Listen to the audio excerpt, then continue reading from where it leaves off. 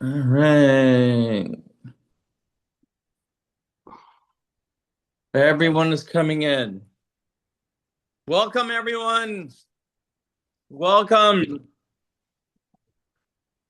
Welcome, Shalom. We've got a lot of good stuff tonight. This is a very interesting Parsha. Oh, very interesting. Yeah. Shalom. Shalom. Shalom. Love it. I love it. Love seeing all of you guys. If you want to dedicate your Parsha study to someone or to something such as peace, love, happiness, cats, then you may do so. Put it in the chat. We'd love it. All right. You see, we're letting people in, more people. Justice, that's a good one. Prosperity, that's another one. Everybody needs that. Yeah. Oh my gosh. Poor Albert, I'm admitting left and right. All right. I can't. Health. Oh, from the Florida Panhandle. Nice. Yay. Yeah, it was chilly today, right? I'm in St. Petersburg and it was chilly. I went outside for a bike ride and turned around and came back. Riley, okay. Oh, the second anniversary of the. You know what, everyone? Not to usurp that. I'm sorry about your friend Riley and I. My, Brooke Diane Haamet. I apologize. Turns out I found out I've called someone random today that I had not spoken to for many, many years. I knew that they lived here in St. Petersburg. They're a very, very famous person. And I didn't even know if they were still alive, actually. I called them. I got their wife on the phone, and I was worried to find out maybe that this person had passed. And um, they were still fine, but they told me that someone that we knew in common had passed away and was being they were having a memorial service, and it was the rabbi who was my rabbi at our local temple when I grew up, who officiated my father's funeral. So so I understand. Oh, okay. This is a good one to Lori's family and friends and to your daughters. Oh, I love that. Okay. And oh, someone had a sad case of sad. Okay. All right. Aziza. All right. Well, it's good to see you back. Well, let's get started. This is a fantastic parsha. We're on Vayeshev. Is that right, Rabbi? Yep. I believe so. Vayeshev. Vayeshev. Yeah. Yeah. And they dwell. And they dwelt. And this is 37:1 He through. dwelt. Yeah. Yeah, he Little dwelt, dwell. right. Through 40:23. Okay? In Genesis. And oh, you have some questions loaded? Start putting them in.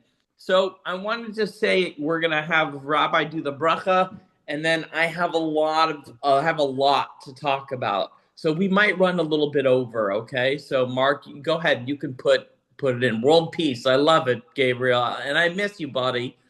So Rabbi, take it away with the bracha for us. ברוך אתה אדוני ומלך אשר בחר בנו מכל העמים ונתן לנו את תורתו, ברוך אתה אדוני נותן התורה. Amen. Amen. So this parsha is like outside of the Moses parshiot, right? I think might be some of the most famous stuff in the whole show, right? It's Jacob settles in the land of his father's sojournings and in the land of Canaan. And these are the chronicles of Jacob, Joseph, at the age of 17 years, was a shepherd with his brothers by the flock, right? So we've got this basically coming the story of Joseph. His brothers saw that it was he whom their father loved most of all, and his brothers, so they hated him, and they would not speak to him peaceably. And Joseph Hatzadik, right? Joseph dreamt a dream which he told his brothers, and they hated him even more. And he said to them, "Hear, if you please, this dream which I dreamed. Behold, we were binding sheaves in the middle of the field, when behold, my sheaf arose and it remained standing. And then behold, your sheaves gathered around and bowed down to my sheaf." So we've got this hatred, we've got uh, inanimate objects bowing down to each other. Yeah, that's kind of fun. Um, and I mean, it's just some. We have Reuben, right? This is the we've got Joseph and the oniromantic dream happening, and his brothers. Where the brothers get jealous about his fancy woolen coat, uh, and they plot to kill him. And then they decide. Reuben says, "No, let's not kill him. Let's just throw him in a pit." And then they throw him in the pit, and then he gets scooped out of the pit. And there's a whole bunch of. I mean, this is the classic stuff, right? It's all the classic stuff, and I want to get into it a little bit more deeply. One part of it more deeply. Before I do that, I need to answer an argument or a discussion, really, that Rabbi and I were having earlier. And unfortunately, none of you were privy to it. But generally, the Rabbi and I often call each other, and we often, I would say, are singing to the Chazan, right? We're often calling to talk to each other and kvetching, and we kvetch in the same way. We're complaining about the same thing the other person would complain about, and we're in total agreement, right, Rabbi? Yeah, it's true. It's Very true. true. It's very true. Very And true. and Rabbi was very frustrated about the mistreatment of converts, which is a subject that he has discussed and we have discussed many times. And my wife chimed in on it too the other night, Yes, other and day. Yeah. yeah, and and we think it's very unfair. There are Jews out there that point to a section in the Talmud that says that anybody who teaches a portion of the Torah to a non-Jew should be put to death. And I freak out every time I see that, because I tell everybody, you have to read the next paragraph, because the Yeah. next paragraph Yeah. says, Gay weiter, as we'd say in yeshiva. Go forward. Go on to the next paragraph. They're go to the taking it next, out of because context. the next paragraph, it's all out of context. They'll point to that, and if you read the next paragraph that says that this is not what we were talking, we disagree, and this is what that rabbi said, but we all disagree. So the next paragraph nullifies it, and so we were talking about that and these particular issues, because he's encountering them. The rabbi himself is actually encountering them, if you can Well, believe it. and not only I encountered it, I mean, my like I said, we have Irish Jews living here in Los Angeles. You know of a few of them, Yeah. including So my wife. And another one is a Chabad rabbi. yeah, And, the Chabad rabbi, whose name is Mick, and he comes from a religious family as I do. He came up Orthodox as I did. And, I tell people, look. Here's my argument. When people say, "Oh well," but there was one rabbi I heard. I mean, I tackled him afterwards, backed him up step by step, and he had to admit he didn't have an answer. He says that a convert doesn't have a nefesh elokit. What this means is a nefesh elokit is kind of like a godly soul or a godly nature. In other Yeah. words, they can serve God, they can draw close to God, they can become very righteous people. But there's an There's a little essential difference millimeter that they between can't. now. Now the thing is, in my family, we converted generations ago. I'm not a convert even. Okay, I wish I were a convert, and I'll tell you why. Because if I were a convert, it says 36 times in the Torah, 36 times, v'ahavta et hager, to love the Right. convert. It's an extra mitzvah. It's an extra obligation to Yeah. love and embrace the convert. And it's In no. Tanchuma Lech Lecha, it says that the Ger Tzedek, the righteous convert, is on a higher madrega A than higher the born madrega. Jew That's right, because because they they. come voluntarily to be makabel malchut shemayim, to Right. receive upon themselves the yoke of heaven. They They do it voluntarily. There's a midrash voluntarily. that Hashem suspended a mountain over the head of Klal Yisrael, over the Jewish people. If I had a mountain over my head, I'd probably agree to anything, right? So But anyway, the thing this is, maybe with the exception of dating Roseanne Barr, but I would agree to anything just about.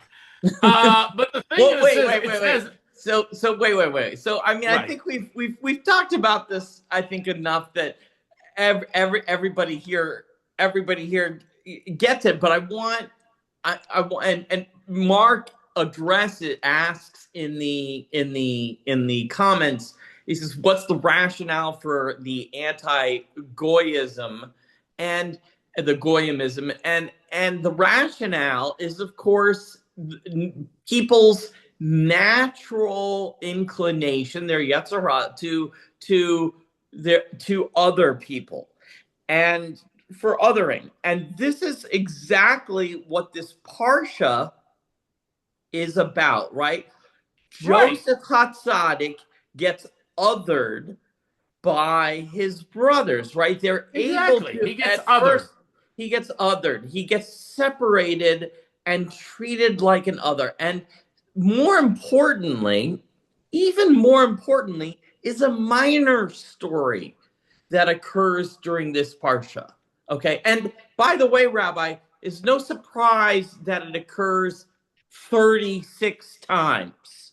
36 is one of our magic numbers, right? Chai twice, yeah. Chai It's twice. So also it's chai no twice. Yeah. chai twice exactly, which is life twice. Right. So it's twice life, right? So there's a meaning there. Okay. So what is the minor story that I'm going to talk about before I get to the major hit, which is going to be the yes, and 180 and 18 and any multiple of 18.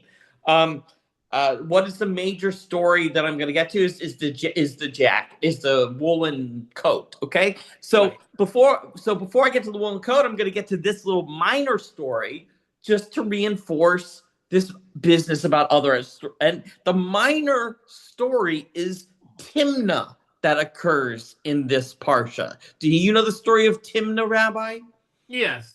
Okay, now But most but people. gay weiter. I have some points to make, but I want you to make Okay, the point. Go most ahead. people don't know the story of Timnah, but Timnah is a princess of royal blood, and she's asked to be received into the faith of Abraham and his family, Isaac and Jacob, and they turn her away. Wait. They want her to be, they don't want her to be a convert. She wants to convert, and they turn her away. They say, you're not good enough to be a convert. She says, well, it is better to be a handmaiden with the nation of Jews than a princess in my non-Jewish nation. So I am going to become the concubine of Eliphaz, right? Eliphaz, and Eliphas, right. through her union, Amalek is born, and Amalek is the enemy of the Hi. sworn enemy I'm in the middle throughout of a lecture. time I'm sorry. of the Jewish people. And that was the punishment for Abraham, Isaac, and Jacob refusing to convert this woman. You understand? That was the divine, godly punishment for them telling someone they're not good enough. Okay? So I wanted to bring that up so that you next time you have that discussion outside, you bring this up. I do. I brought that. I have brought that into the equation, but I'll go one step beyond that. Okay. That even people who are not Jewish at all, you have the concept that everyone's created b'tselem Elokim, in the image of God. Judaism mandates that we're makabel kol habriot in panim yafot. We receive everyone with a cheerful countenance. As I've alluded to earlier, the whole idea is in the Gemara, in the Talmud, you have cases where people who are idolaters receive the highest level in the world to come because of their acts of gemel chasadim, acts of loving kindness. So the idea is Judaism has always placed more emphasis on deed than creed, so that a person doesn't have to be Jewish to have a Exactly. chalik, a share in the world to come, and olam haba. And actually, some of they have people, as Dr. Jeremy alluded to, people who weren't even Jewish, like Bilam. He had Nevuah. He had prophecy. He wasn't Yeah, even prophecy. Jewish, okay? You So have Ovadia Hanavi, who was most likely a convert, a ger. you He you had you Nevuah. you have the Pharaoh who Joseph is called upon to interpret his dream. Right, Right? The dream comes to the Pharaoh. It doesn't come to Joseph. Uh, right. he's the interpreter. So Exactly. He is the God can interpreter of the speak to dream. whoever It says, God "I wants. efshar lachalom bali devarim b'telim," that it's impossible to have a dream without without nonsensical elements. So you look at a dream, you don't know how to interpret it Yeah. unless you have someone with Ruach HaKodesh or uh, someone with insight. It's required to interpret the dream, to make sense of the dream, to make Yeah. sense of what it's saying. Spiritual And that's insight. one of the things. So no, I mean the point is that as I frequently pointed out, and I've even given divrei Torah, I've even given sermons on it in synagogues, where the whole concept of I argue that Judaism isn't a tribalistic religion. It started as a tribe, but it wasn't tribalistic, because the idea is what defines a Jew has nothing to do with ethnicity, DNA, background, or anything else, because the greatest people who were the greatest Jews Well, in the I Torah and the would Gemara, some agree. of the I greatest people were from non-Jewish heritage. The well, son of a Roman emperor, Onkelos, Rabbi Akiva Hager, I who would was Rosh agree that it's Lachachamim, the one head of of the the most. sages. I would agree that it is one of the Yitro, most. who has his own Parsha. I could go on and on. I would. Shemaiah, Talia, and Abaya, Rabbah. I mean, Ben Bagbag, Ben Hey. I could go on a list. It is one of the most cross-cultural religious ideas, right? Religions that crosses cultures and races.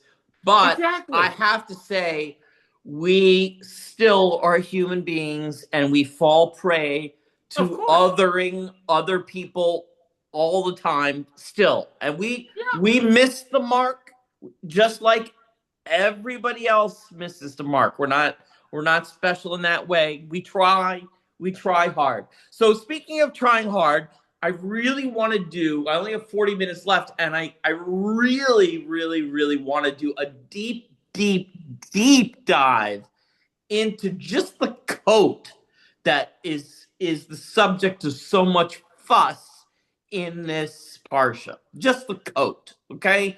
And if we can get through it, and there are other points to make, we can get through it. But I really want to get through the coat stuff, okay? So if you don't mind, let's talk about it. We will enter the mystery of the Ketonet Pasim. right? Is that how it's pronounced? Ketanet Hmm. pasim. This is not merely a coat, but a garment of light. It's a prophetic mantle. It's a trigger of cosmic descent and redemption. This is such a coat. For $9.95, you can't get such a coat.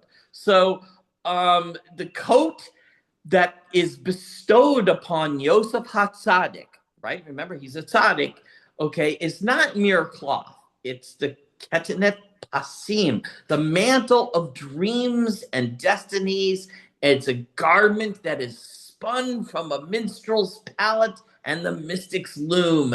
And to the gazer, it is woven of celestial fibers bearing the hues of the seven Sephirot. Seven of the 10 Sephirot colors are in there. Yes, it's a rainbow garb, and we're going to talk about the rainbow. Of course, rainbow is a symbol of Metatron. It's also the symbol of our covenant with God, right? So, and it's pictured as a rainbow. I'm not sure that it really. I can't remember if it actually mentions the word rainbow in it, but The word the rainbow is keshet, but I mean I don't think they mention it. I don't think I mentioned it. I think it's just multi. I think it's just saying it that has a bunch of different colors, and I think this rainbow thing kind of caught on. But Yeah, well, you touched on all the things the keshet Noah by Noach, the covenant between God and man, and there's a midrash that says that it would, it also mentions that there's a midrash tying it to the LGBTQ community. No, no, no, no. I'm just. yeah, no, there are actually there's modern midrash But that there's not a midrash to that. But no, but that it's also but become the symbol of that. So it yeah, it it, it has multiple applications, is all I'm that's saying. right. That's right. That's right. And it is code is considered. It's called the garment of souls. Rashi talks about it, and Rashi says Rashi's a famous commentator, right? He says the Ketanet Pasim was what it was as it's written in the Tanakh, in a quote fine woolen tunic. That's what's written, and but he does cite several midrashim, and writes several midrashes. I was going to say, but midrashim is Drasha, proper. yeah. He cites, he writes them, and particularly Midrash Rabbah 84. He says the coat is more than clothing. He says the coat is a marker of destiny. And Rashi notes that the brothers hated Joseph because the coat marked him as the chosen brother. It was the coat that marked him. He walked around wearing this flashy coat. And it was not just simply a garment, but this sort of aura trapping, like like um uh it absorbed spirituality that was around him, akin to ceremonial robes that were used in earlier prophetic priestly orders. Okay, they're talking about a fancy. This is a magic coat. Okay, and the coat contained. Rashi says that the coat contained symbols or patterns that Jacob had inherited from ancient patriarchal garments capable of enhancing Joseph's dreams. Now, this is talking about two things. It's making reference to Elijah's coat, and it's making reference to which I have in Temple of Miriam the Prophetess, Sefer HaMalbush translated, which is how to make a magic coat. And if you read Sefer HaMalbush, how to make a magic coat, it talks about holy language being written and symbols being written on the coat. So you've got this coat that contains these symbols, and as I said, it's inherited from the from what ancient patriarch? What? No, it's a midrash that says that Adam's original garments, the radiant ones, passed through the patriarchs, and eventually reached Jacob, who transferred that radiant tradition to Joseph. Thus, the mystical Lord Joseph's coat was a diluted remnant of the primordial light garment. So they're talking about this coat being like handed from Adam, right? Am I right, Rabbi? Like, Actually, there's a thing where Nimrod is referred to as a Gibor Tzayed, a mighty hunter. mighty hunter, yes. It explains that he wasn't such a mighty hunter. He No, had this garment that gave him control over the that's animal. that's right. He had a magic. That's right. He had a magic garment too. That's Yeah, right. And he could and it could and allow, it passed on from Adam. So I mean, passed down from that. Well, this right. garment exactly. They go on in various. I'm going to talk about it. They go on to very. It says actually that. It says actually. Rashi says actually that it was a small fragment from the original. Right. He says it's a small fragment that made its way into the coat of many colors, that it was Yeah. incorporated, and that gave it its continuity of magical powers, which is incredible. So we talked about what Rashi has to say. What does Rambam, Maimonides, our good old friend, the rationalist, have to say, who doesn't believe in all this boo stuff? Well, okay. So in a Kabbalistic reading of Rambam's discussion of prophecy in his guide, okay, the coat serves as a ritual object that organizes the imagination, and it's something that enables the soul to reach higher visions. So again, the Ketanet Pasim is a prophetic vestment, and again, it's analogous to the garments of the high priest. So all these things are again kind of mirroring each other, maybe less along mystical lines, but and less exciting. I mean, I love the idea about atoms, a fragment, and that's really cool. I like that better. But this coat just aligns his Maimonides says that it basically just aligned his magical faculty with the supernal world. So it's like a kippah. A kippah is supposed to be like an antenna that just get that's all it's supposed to be. It's really supposed to be an antenna. Okay. Nachmanides. So the Ramban, okay? Not Rambam, Ramban, okay? Now, this is an interesting take. He says the coat was like a garment of the Shekhinah. Oh. So he gives us the clearest esoteric doorway. All right. He's saying this is a garment of God on earth. Oh my goodness. I mean, right? That's crazy. So he's saying the Ramban teaches that the garments represent layers of the soul, especially and particularly the nefesh and the ruach.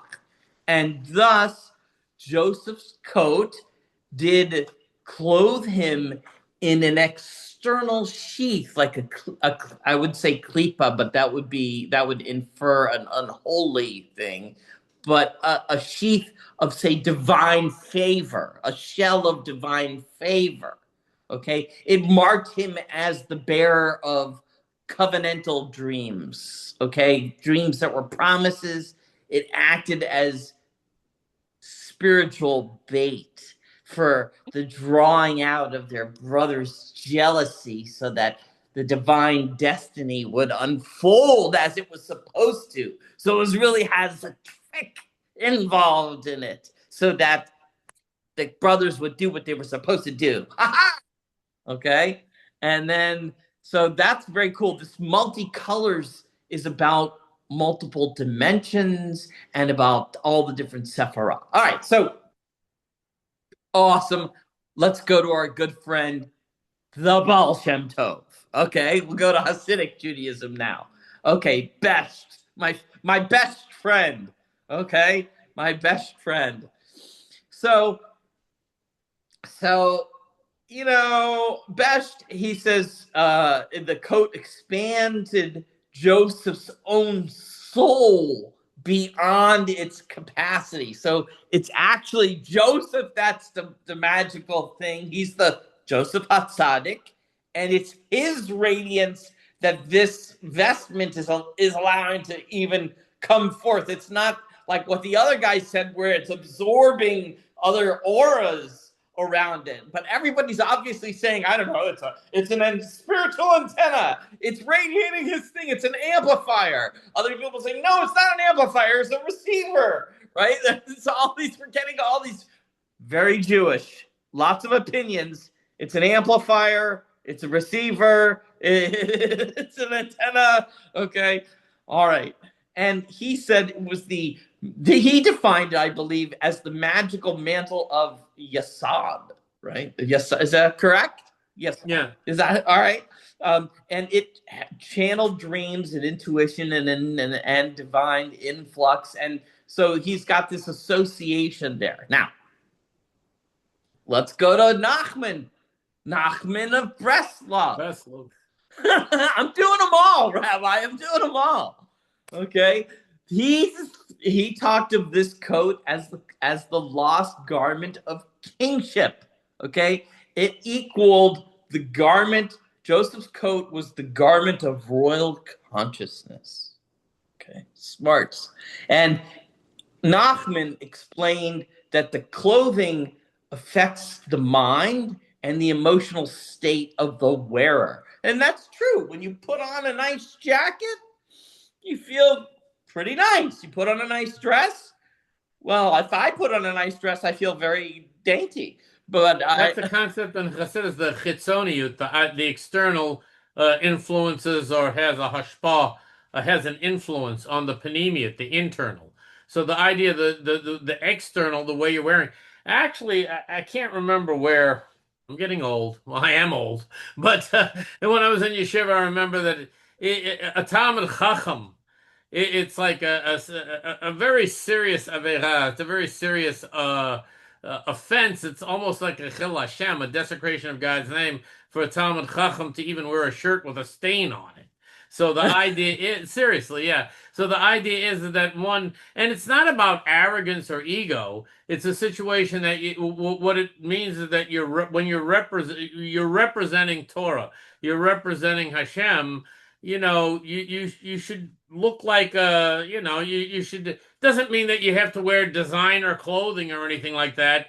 But you should present yourself respectably. That's all it, that's all it means. All right, that sounds I have good. an interesting comment to add to this when you're finished Okay. about Yosef HaTzadik and the whole concept of kavod, the whole concept of honor or glory or seeking self-glorification is a very interesting thing. But I'm fascinated by what you're saying, so I'm not going to interrupt here.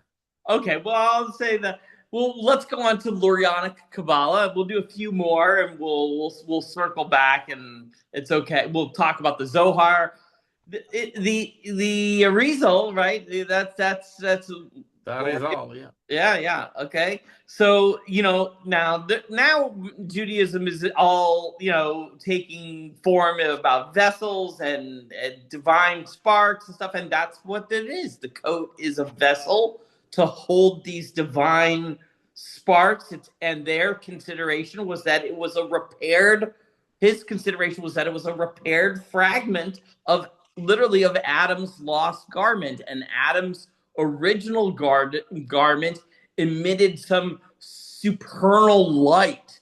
And Joseph's coat, the Rizal says that Joseph's coat was like that, but it was diminished, but still very potent, very strong spark of this Edenic power, or this power from Eden, that it still had.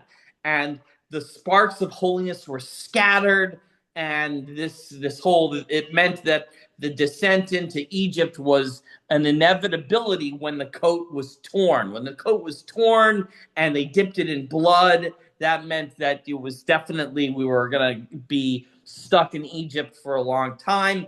And I would say this is sort of Kabbalistic magic at its core, that the objects retained these sparks, the garment retained actually retained destiny, right? It's torn, and because it's torn and dipped in blood, it actually contains the future. The idea of the future is within the garment.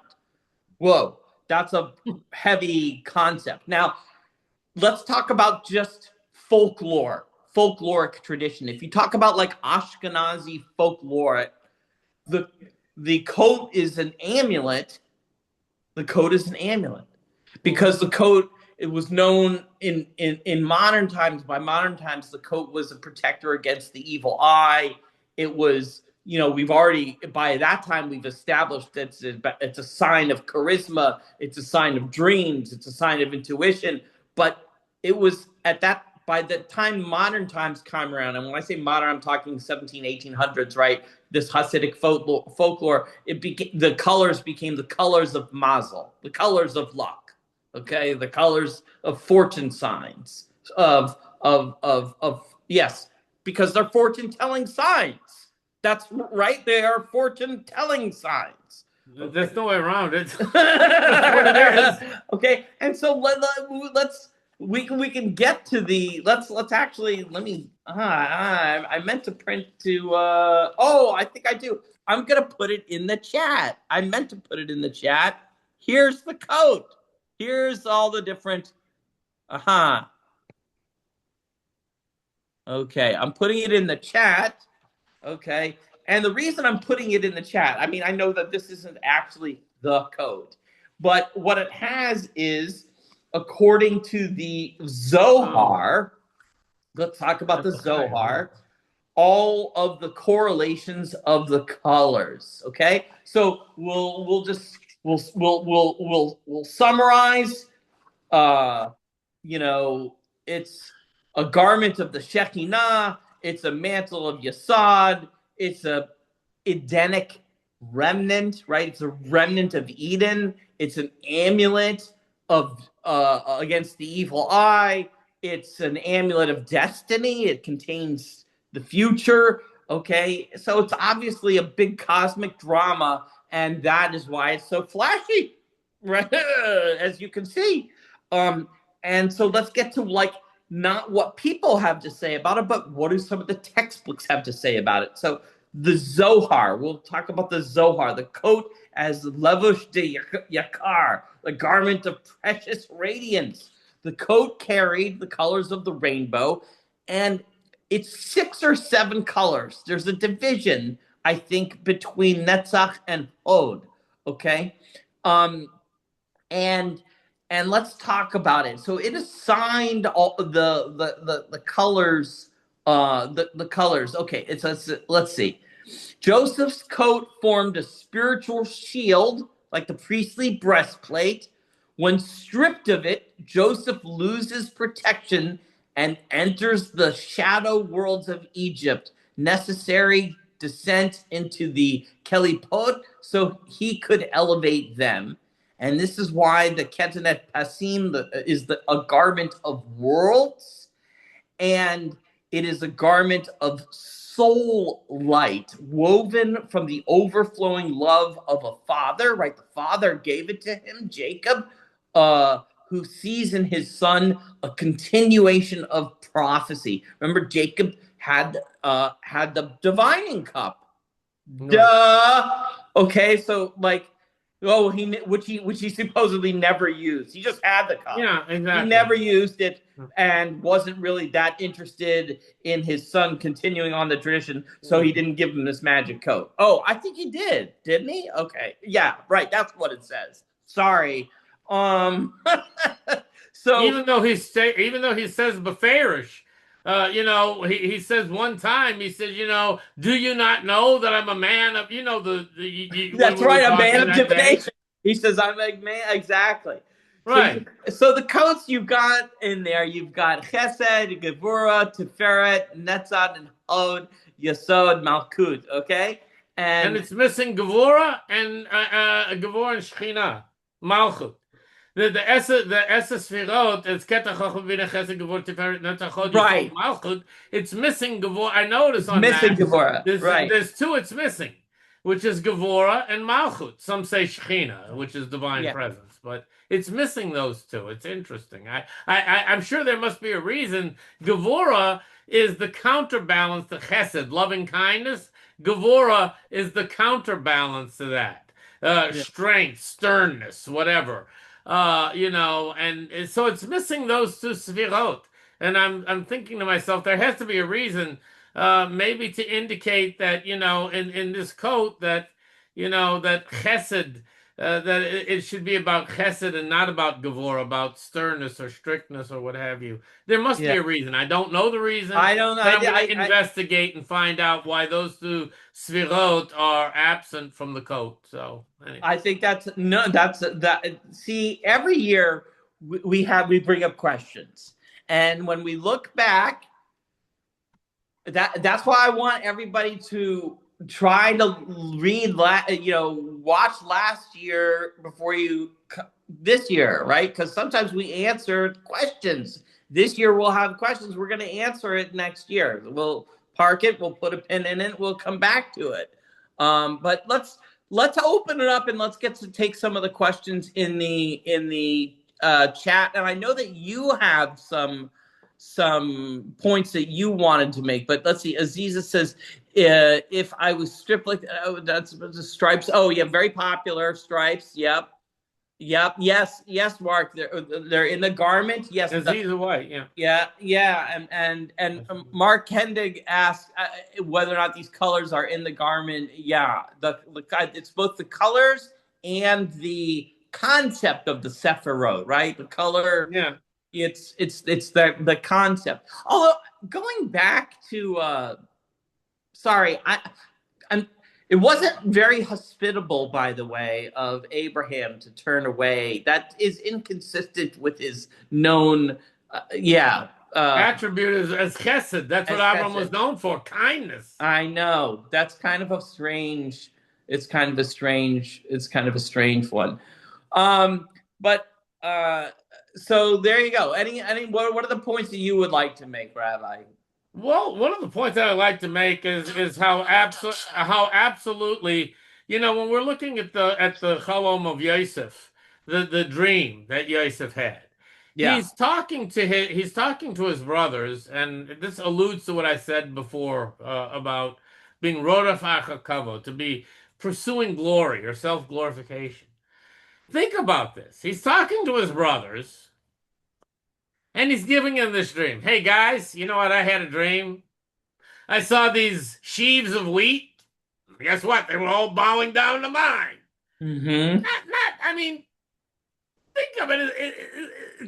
It sounds kind of arrogant, doesn't it? Yeah. I had this dream with the sun and the moon and the stars and all these things. They were all bowing down. All the better he should keep constellations his were mouth bowing shut. down to mine. Yeah. And, you're like looking at it, saying to myself, wait a minute. This guy really needs a crash course in public relations. Diplomacy, yeah. This is just not the way to endear himself to his brothers, who already knew, because he was the son of Yaakov in his old age. He was already favored and learned in the academy, so he was already favored. So one of his brothers is Benjamin, yeah? Benjamin, right. Right. One of his brothers is the werewolf. Right. So right, Benjamin the werewolf, right. So don't piss off the werewolf. Exactly. Not a good idea. I mean, I'm not going to piss off Dracula the werewolf. If I want to piss off somebody, I'm going to go with Frankenstein. He can't catch me. He's like, he's very slow. So if I'm going to piss off somebody, I'm going to go with Frankenstein. I don't think there's Shevet Frankenstein, though, a tribe of Frankenstein. There should be, but anyway. Golem. Well, we have the golem. Yeah, anyway. So now the rabbis come in, the Meforshim, all right, the Rebbe, and this is Lubavitcher Rebbe. And I have great respect for Lubavitcher Rebbe. I'm having a difficult time on it's a good try, is all I'm saying. I have to try to figure out how to understand it. Because the Rebbe suggested that he was actually trying to allay their fears. He was trying to alleviate or to diminish their fears that he'd be ruling over them and they'd be nobody. Okay, and you say, well, wait a minute. Regarding the first Oh, dream, in other words, he was trying to say, look, it's my wheat in the dream. My wheat is just going to be a little superior.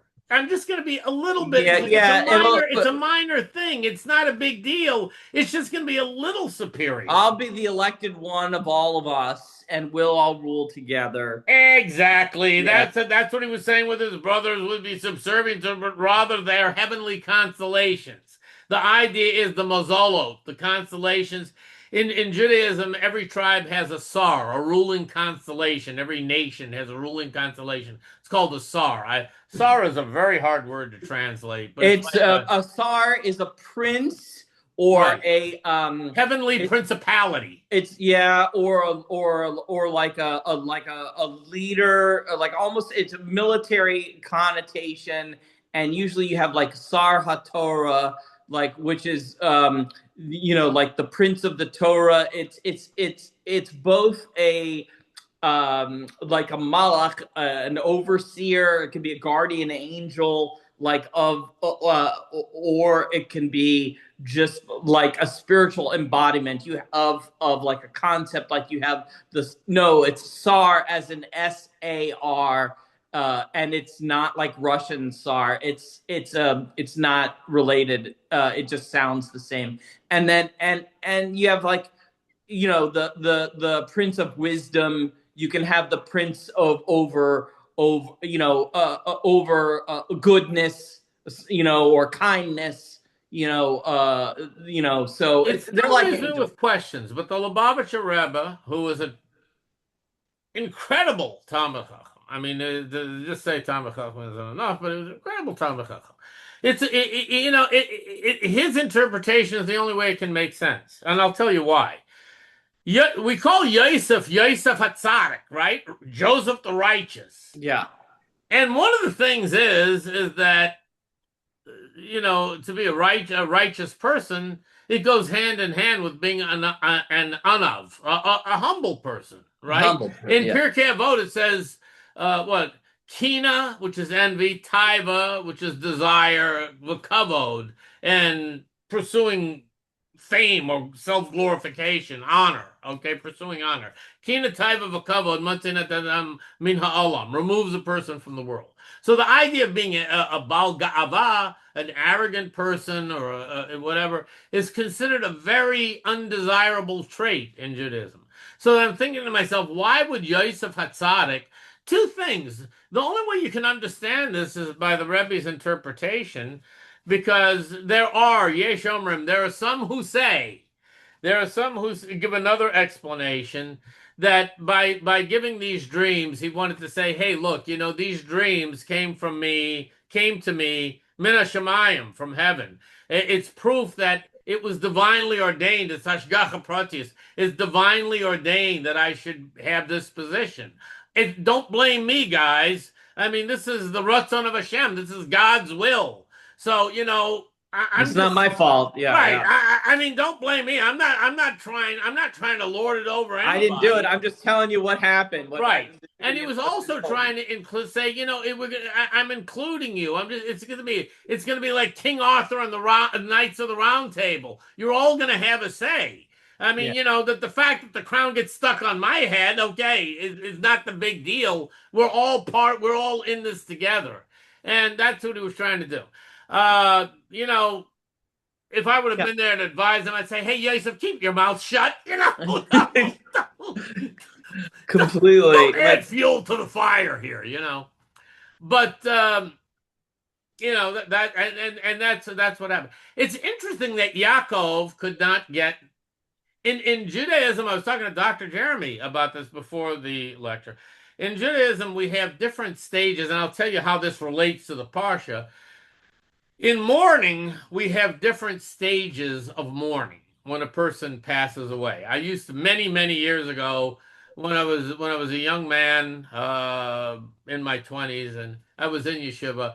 I was with the Chevra Kadisha, the Jewish Burial Society, and that's an interesting thing because I actually did perform taharas, which is ritual preparation of the body, and sometimes would even one time was called upon to do the levaya, the funeral service. But the thing is, there are different stages of grieving in Judaism. For example, aninut is before the person is buried. Okay, it's called aninut.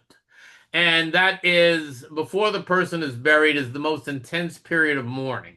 And you're supposed to bury the person as quickly as possible. Usually within 24 hours if possible. If the person passes away on Erev Shabbat or like Friday afternoon, whatever, then it can be, it Put has to them be, on you can't ice. bury the person on Shabbat, but you're supposed to do it as quickly as possible. Yeah. Now, the next stage is Anenut is Avelut. Well, you sit Shiva for 7 days. 7 days Shiva, where you're sitting and you're not supposed to trim your nails, this, that. And then they have Shaloshim, which is the 30-day mourning period. And then after 1 year, that concludes the mourning period. Okay. Now, the point is that during Aninut, which is the time before the person is buried, you can't even offer consolation to the person.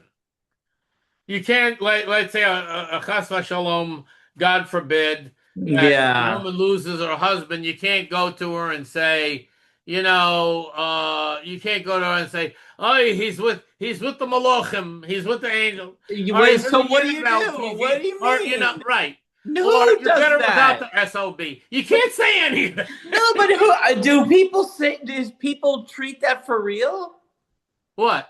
That tradition? Do people That's the really? tradition. You're not supposed to offer consolation because it says again in Pirkei Avot, you don't try to appease someone during the time of their anger. You don't try to console someone during the time During of the their time where loss. they're Because, inconsolable. let's face it, when you're experiencing intense, severe grief, any attempt at consolation just comes across as meaningless platitudes I afterwards. totally get it. I Yeah. totally, I They totally need get it. time to emotionally process it. Yeah. Aziza White says, "What about saying may his memory be a blessing?" And I agree with you, Aziza. Like, so what does the other person say? That's just during Aninut. That's just during the time before the person is So during buried. the minute, you can say may his memory be a blessing. You're not supposed to offer any You're not consolation. supposed to say that. You're not even supposed to give a shalom aleichem. Really, you're not even Right, shalom aleichem just means hello.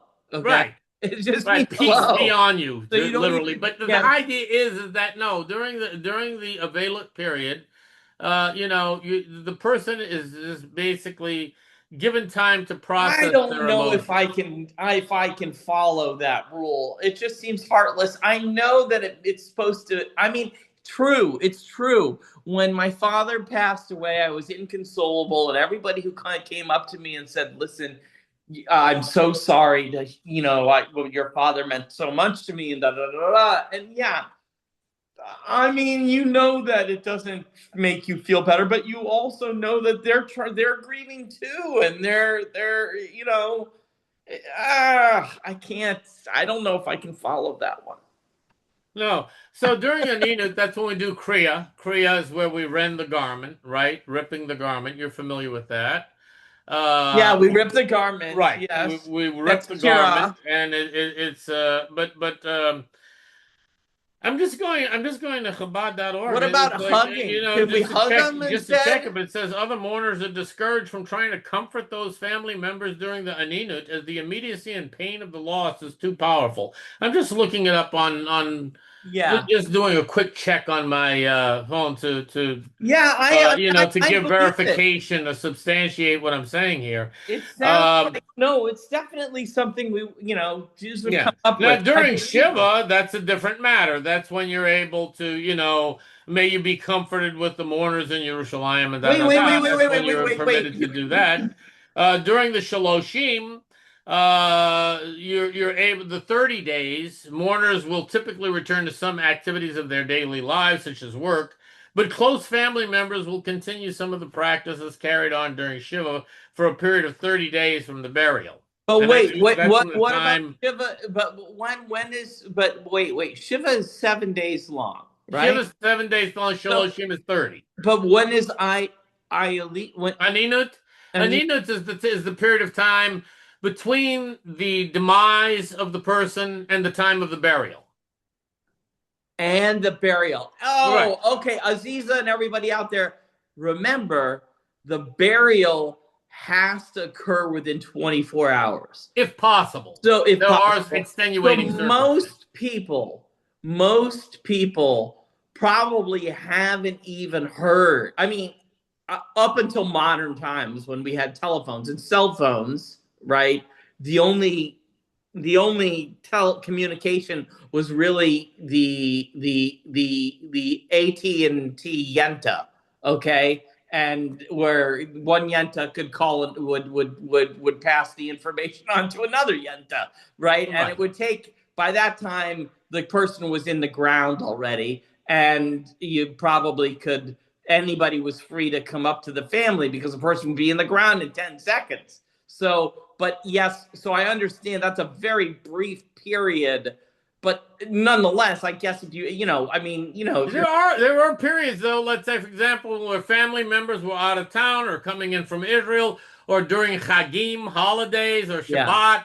There are times that the period of Aninut would be extended because Oh. they couldn't get the burial. They couldn't you Oh, know so it isn't just 24, it is burial. It's the 24 hours is the recommended period, Period. if Okay. possible, to do it within So you 24 can't hours. console It's the not if they person. don't do it in 24 hours, it's. So you can't console the person until the dead is in the ground. Once the dead is Exactly, in the ground. exactly. The Oh, and idea is it's customary. I mean, it's not Alpi did. It's not like enforced, like, oh, you give altar, he did it, you committed something. This is the whole idea that you're not supposed to offer, to try to be Menachem Avil yeah, or Menachem Onan in this I case. don't think that this You're the not supposed to try to give the person nechama. Now, how does this relate to the parsha quickly? Is that Yaakov, he was presented with irrefutable, incontrovertible evidence that Yosef was dead, the bloody garment, right? Hey, we were there, he got thrown in, the line ripped him. He's dead, he's gone, he's finished, he's kaput. But it says that Yaakov could not receive Nechama.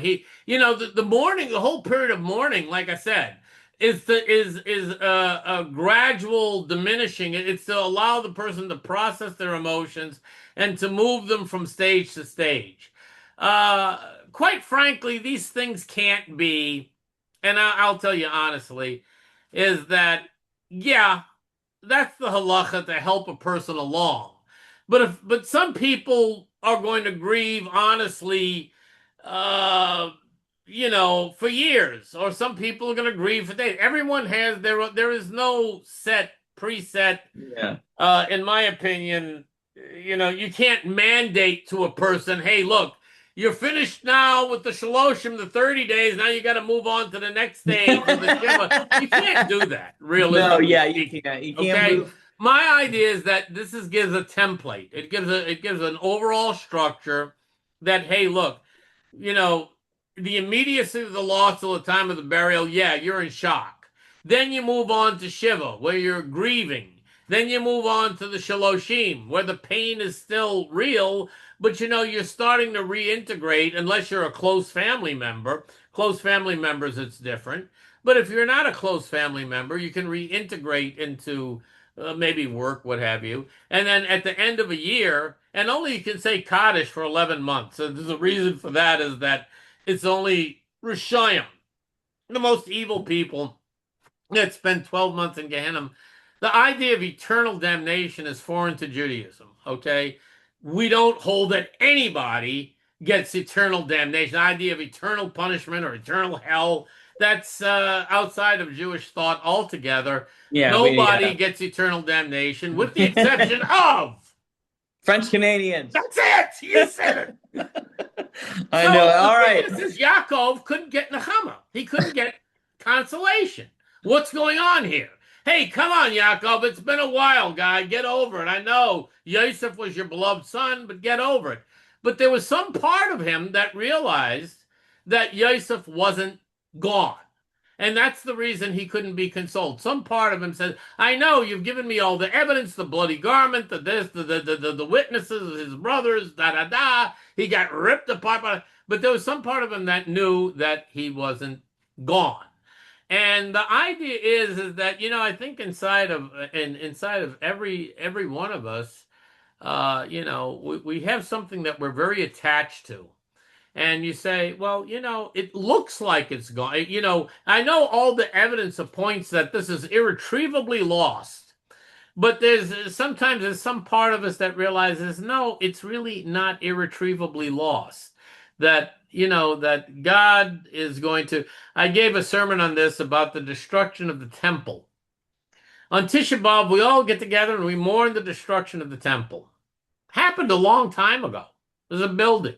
Okay? It's a building. Come on, get over it. It's not like you lost your mother, your father, your sister, your brother, your wife, or your Labrador Retriever. It's a building, right? Yeah. But the thing is that every Jew, we have such a connection with the Beit HaMikdash, with the temple, that even though it's been gone all this time, on Tisha B'Av we get together and we mourn and we say keynote and we mourn for it as though we just lost it, as though this just happened, as though we're still in Aninut. And the reason for that is, I think that inside of us, we realize that, yeah, the physical structure isn't there anymore, but it's not truly lost. God will return it to us. And I think that everyone of every faith system and every ethnicity and whatever you believe, I believe that there's a lesson to be learned there that we're spiritual entities. The world of the physical is, in essence, really an illusion. When we think we've lost loved ones, you haven't, because we're not physical entities. It's not just the physical entity, the physical form that's lost. If my car breaks down or my suit wears out, and my car winds up in the junkyard, or my suit winds up at some charitable auction, donate it or throw it away. I'm not going to sit there and, no one's going to come in there and see my suit, my empty suit, and say, oh, poor Rabbi McLashley. No, it's just my garment. That's what the physical form is on everything. The realm of physicality is just the word I used before, the chitzoniot, the external, the klipa, the covering. That's all it is. That's what we talked about. All right. Right. So it's 9:04. I think we did it. Yeah. We did it, everyone. I want to say thank you. Tomorrow night we have Ma'ariv. I think we'll be joined by Chazanit Tiferet, hopefully, and her beautiful voice. Kitty, please stop eating the cardboard boxes that are around the house. Aziza White pointed out, that's right. Zichron Levracha. May his memory be a blessing. We say Zichron Levracha. You're right, Aziza. Absolutely right. Yep. May his memory be a blessing. And that's what people would say. When you hear of someone's passing, you say, Baruch Dayana Emet. Blessed is the true judge. And we say, Zichron Levracha. Or, if the person is a righteous person, Zichron Tzaddik Levracha. But during the time, between the time of the passing and the burial, with immediate family members who are experiencing that intense grief, it's customary not to attempt to comfort them. But no, and Mark Gilmore says sometimes just sitting with someone is enough. Good observation, Mark. And that's exactly what it is. You have to give them time to process their emotions. And Mullis, I seriously doubt that I could follow that rule either. Personally, I couldn't. So, I mean, it's tough. It's tough. Instinctively. I mean, even when I was at a house, someone's house sitting shiva, I couldn't restrain myself. from How saying, can you? You had to, you can't. I loved your husband, or I loved your brother, or I loved the person. So there were such wonderful people. I couldn't restrain myself. So Ann Mullis, got you. I'm there with you. Is that just Talmudic? I have to research it. Tzipora Abbott. I think 2 days is pretty common nowadays, at least in my community. Okay. That's interesting because I in seen Orthodox, that. this is Orthodox, okay? I haven't But seen it. so the bereaved might be too busy to be visited. That's a good observation. But I believe it's really to allow them to process their emotions. Yeah, I just love seeing Mark Gilmore, Canadians of the French Persuasion. Let's give a big round of applause for Mr. Gilmore, Rabbi Gilmore. Okay, I love that one. Okay, Mark Kendig says "Break of Dawn." So Faith McCann signed out. Wonderful Parsha. Have a peaceful evening and blessings. She's one of the most insightful, wisest women. I have tremendous respect. Her, Aziza White, Mark Gilmore, Lolan, everyone here is just like Yep. incredible anything. So anyway, love all you guys. It was great. Had a We'll wonderful see you. time. We're 7 minutes over. We'll see you. I'll see you tomorrow night. Lila Tov, everyone. Good night. Take care. I'll put this up on YouTube. Okay.